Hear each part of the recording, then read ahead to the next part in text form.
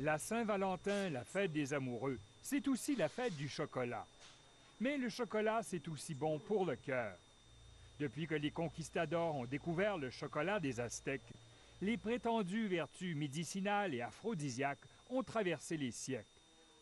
La science s'y intéresse maintenant et a découvert que le chocolat contient des antioxydants, les polyphénols. Le chocolat, c'est une source importante de polyphénols. Et ces fameux polyphénols semblent vraiment avoir des effets bénéfiques, surtout sur la tension artérielle, en fait. Vous allez bien? Oui.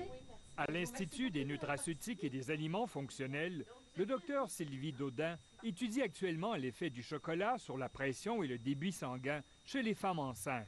Ce qu'on veut vérifier, c'est l'effet du chocolat chez les femmes enceintes qui ont des problèmes d'hypertension artérielle, ce qu'on appelle la prééclampsie.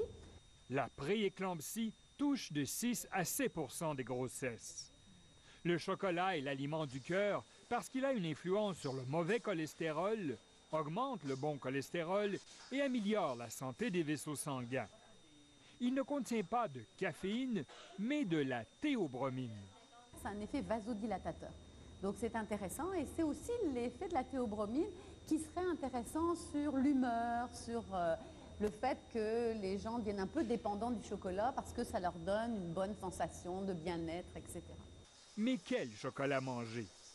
Mauvaise nouvelle, très peu de chocolat, même noir, contiennent des polyphénols. Car qui dit polyphénol, dit goût amer. Un processus d'alcalinisation, le dotching, est utilisé pour enlever l'amertume. Le problème, c'est que vous pouvez toujours trouver des chocolats, même sur les tablettes, à 70, 80, 90%. Si ces chocolats ont subi ce processus de dotching, ils perdent leur polyphénol. Aucune étude n'a démontré d'effet aphrodisiaque, mais nos amoureux peuvent quand même partager les douceurs de cet aliment du cœur.